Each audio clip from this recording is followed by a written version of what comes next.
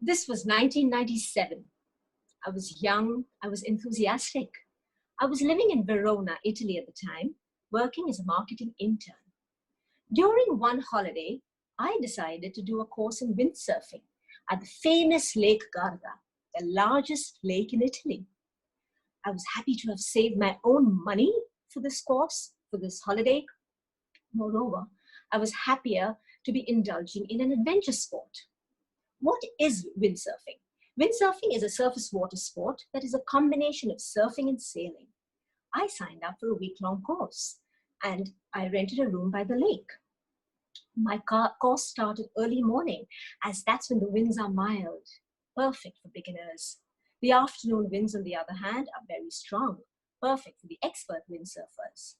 Beginners typically start on a large board with a tiny triangular sail in an area of safe, flat water and light winds. Day one, I'm super excited. However, I'm in the water more than I'm on the board. In fact, my limbs were bruised black and blue because of the constant climbing on the rough and wide board. I was in terrible pain that night, but I refused to give up. Day two, the ratio of being on the board than in the water was higher. And day three, I could successfully fix the sail on my board. By no means is this a menial task. I was discovering the joys of windsurfing. I had 3 more days left for the course, and I decided that if I push a little harder, I am going to nail this adventure sport. So on day 4, I decided to stay on at my school, at the windsurfing school, and observe the expert windsurfers do what they do best, planing. What is planing? As the wind increases, the rider sheets the sail, the fin generates lift, the board increases speed, transitioning into a plane. It looked like a tremendous amount of fun. I had enough practice under my belt, or so I thought. For the record, the transition time from a beginner to an intermediate is about 2 to 3 weeks of daily sailing. I had 2 to 3 days. Nonetheless, my youthful excitement and confidence pushed me into the afternoon winds and water. And not with that large board and tiny sail, but instead with the more expensive tiny board and large windsail. Good things come in threes. First, I could successfully fix this large sail on the board. Second, I could leave the beach, get into the water, atop my board and not under it. And finally, I was planing. What a beautiful experience. It's like flying over the water. I felt elated, liberated. The one word that comes to mind is euphoria. Sadly, my euphoria didn't last very long. A couple of seconds, I would say. While I was prepared for the wind, I was completely unprepared for the waves that go hand in glove with strong winds. I felt betrayed. It's almost like a handsome boyfriend showing his nasty side after the first perfect dates.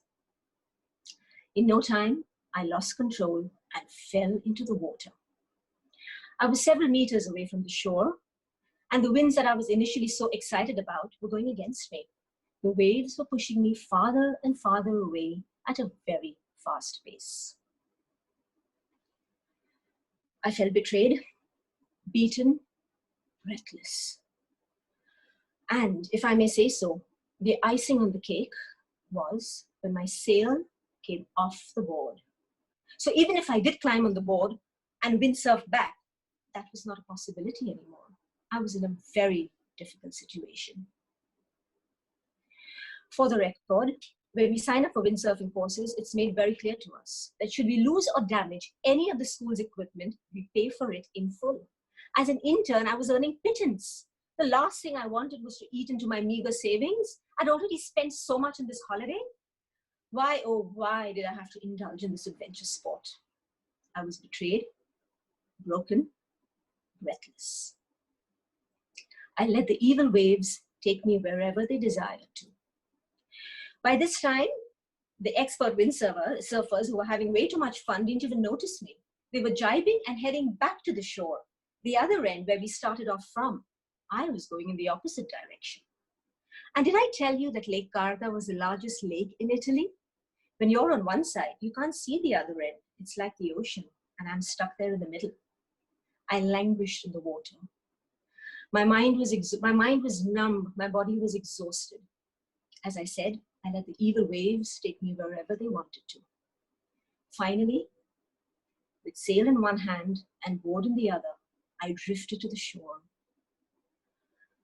I lay there, and while I lay there, I was thinking of a movie I'd seen a few years prior, a Tom Hanks movie, Cast Away. I was wondering whether the board and sail would become my very own Wilson.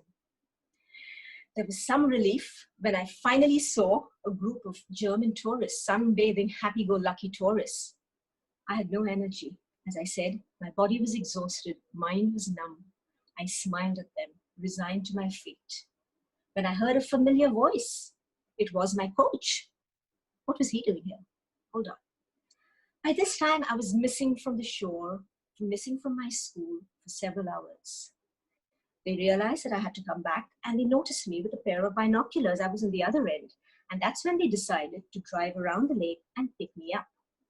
I was very happy to see my coach, needless to say that.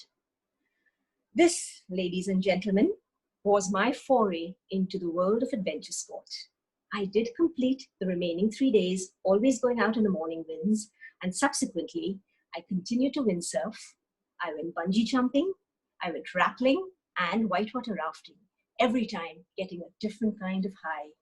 Thank you.